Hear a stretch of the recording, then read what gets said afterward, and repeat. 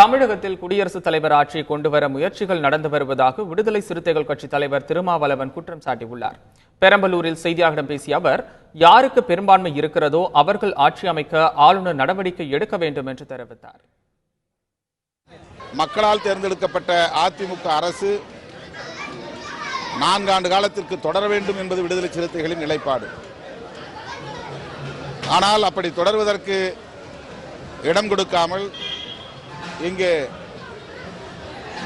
ஆளுங்கட்சியான அதிமுகவை பலவீனப்படுத்துவதில் உட்கட்சி முரண்பாடுகள் மட்டுமின்றி புறவெளியிலிருந்தும் அழுத்தங்கள் ஏற்படுகின்றன என்றுதான் உணர வேண்டியிருக்கிறது.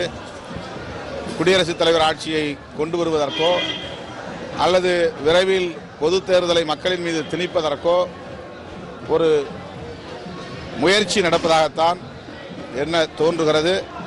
எனவே குதிரை பேரம் என்கிற அந்த அவலம் நிகழாமல் இருக்க வேண்டுமானால் ஆளுநர் விரைந்து முடிவெடுக்க வேண்டும்.